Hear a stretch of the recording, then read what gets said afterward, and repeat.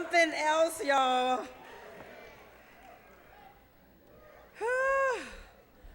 Madam Timekeeper, you're going to have to give me 120 seconds to just drink all of this in.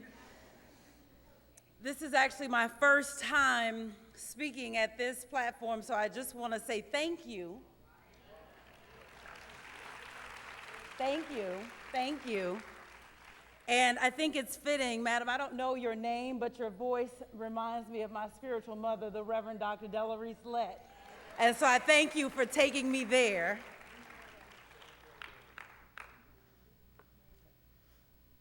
Change. Everything must change. And the thing that is most important is that you have the ability and the authority to direct the change in your life. If your life is not changing in the direction that you want it to change, then you've got some work to do. For those of you that don't know me, you will. I am the Reverend Sherri James, Senior Minister, Understanding Principles for Better Living Church, Inglewood, California. Good evening.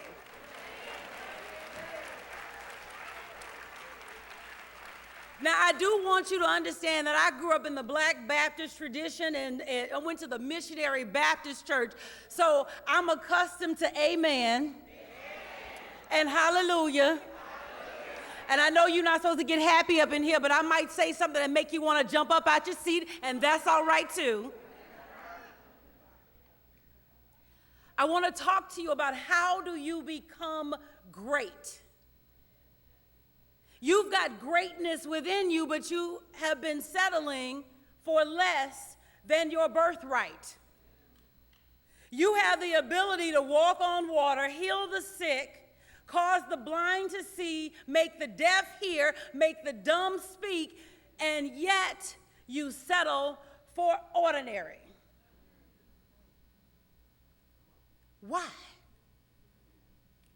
How does that work for you?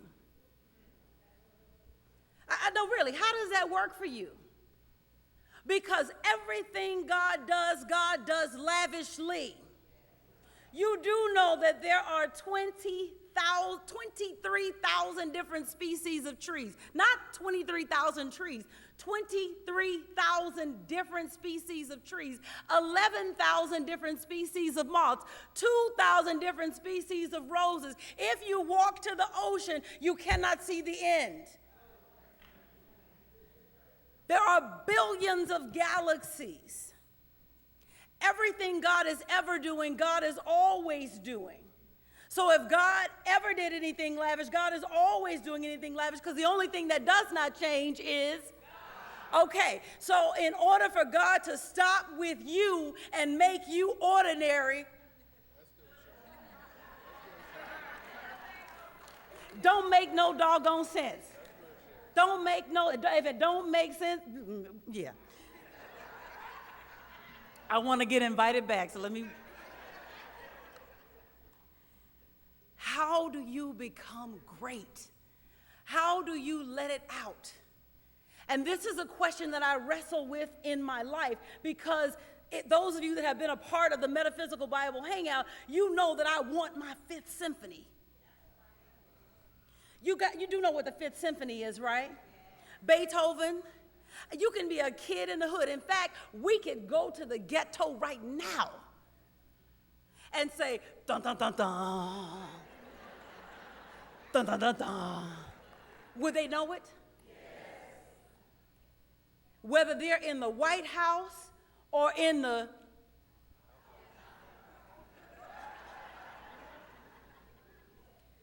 Fifth Symphony was written in the 1700s. This man's been dead for greater than 250 years, and yet black kids somewhere in the ghetto know this song. You have the ability to open up so deep and so wide that the Spirit has the ability to come through you and produce something that will last for all eternity, that will touch people so deeply that, do you practice that song? Did you, in your music career, you learn that song, right? Anybody that's does anything with some instrumentation, you've done something with that song, right? You've studied it, right? It was in your music classes. In fact, you didn't get out of a music class without studying it, right? Which means that all of us have the ability to open up and let the Spirit come through us in such a way that we touch the universe and change the planet. How do you become great? And she says in chapter 3 that you have got to make the right contact. If I check your phone, will I find God's phone number up in there? Who do you call when it all goes south? But better yet, who do you call before you get started? You have got to make a commitment to pray and to make it your first order of business, to make it your non-negotiable. That what Reverend Jackie said, if you about to leave the house and you ain't brush your teeth and you ain't meditate and you got 5 minutes, put a piece of gum in your mouth and sit down and talk to God.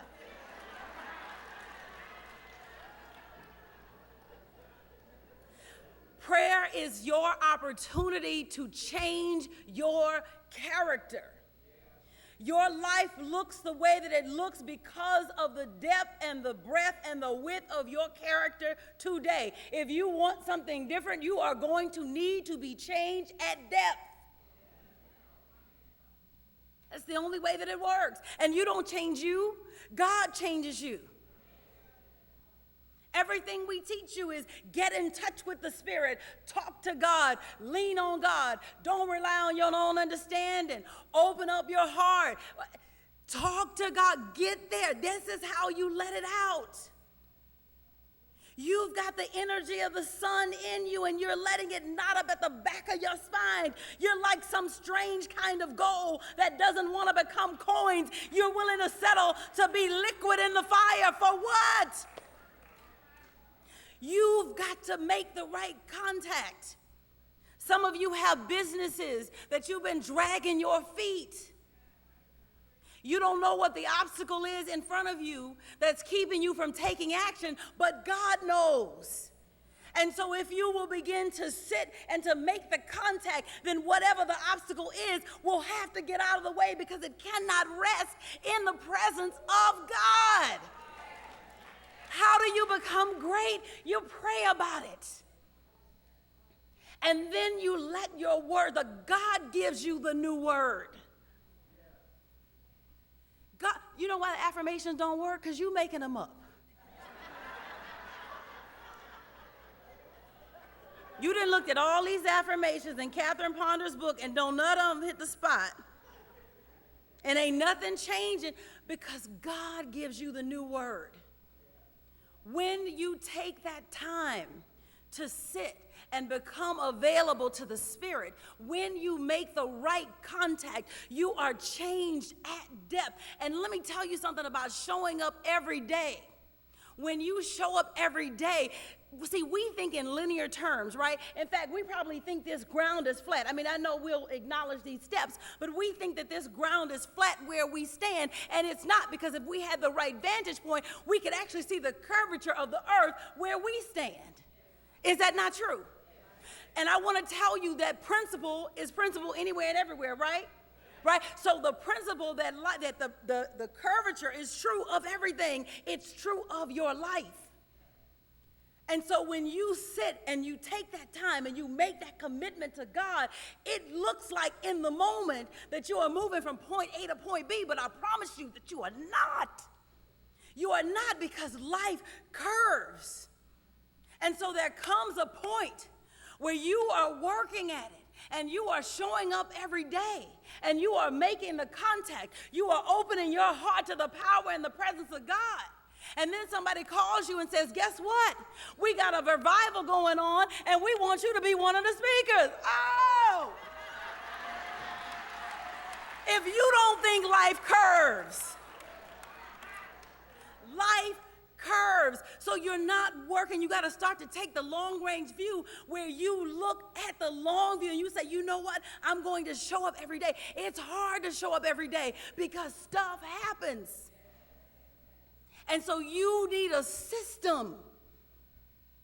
And whatever that system is, you work it whether you're in town. I tell you, I got here this week. It was hard to keep the discipline because we up from sun up to sundown. And there's a 2-year-old who don't know how to get himself dressed. But you have got to be consistent. If you will show up for God, God is already committed to you. If you will show up for God, I want my Fifth Symphony. It's in me and I can feel it. I can feel it coming out. I don't know what it is. I don't know if it's a book, a church, a building, who knows? I don't know. All of the above. I'm willing to have it.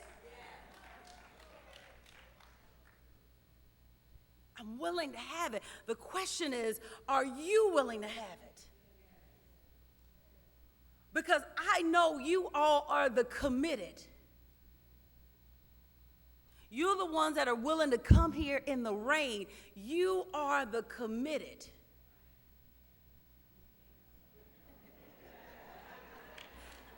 And the thing about the committed is that you don't need the millions. You need the committed few who will do the work.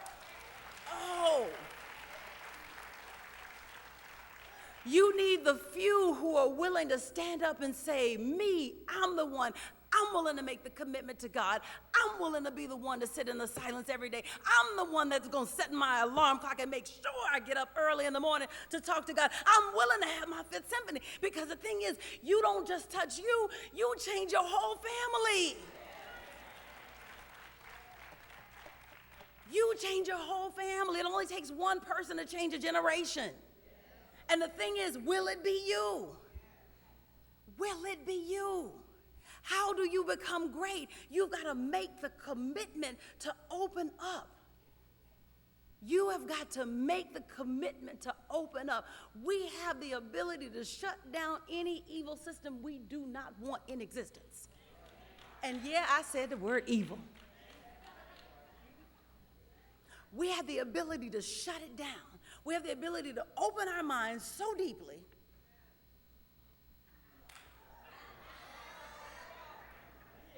that when I speak, I make you stop shooting my children.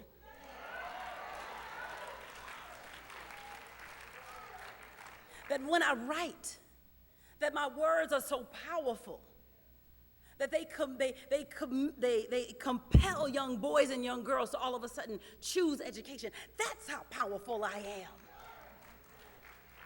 Now, what if we all felt that way and acted that way? What could we do? I'll leave you with this last story. I told this story last week in service. I've been reading 11 Rings, great book. I know you guys know Phil Jackson because he coached your Bulls before he coached my Lakers. When he got to the Lakers, he introduced to them mindfulness meditation. And what he taught them was to breathe together. Because when you breathe together, you develop this one mind. Does it sound familiar? He taught them one breath, one mind, one spirit. Now, he had a player named Kobe Bryant who was bent on being Michael Jordan, who was selfish. Every time he got the ball, he tried to take a shot. He didn't pass it. He was mean to his teammates. He didn't associate with them. He was a hot, buttery mess. You ever seen that? Like mushroom gravy on a biscuit, you know? Just a mess. You know, ain't no nice way to eat that. It's just like he's a mess. And he introduced to him, the team, mindfulness meditation. And so before every practice, and I think they practiced every day that they weren't, playing a game. So pretty much they're working 5 to 6 days a week.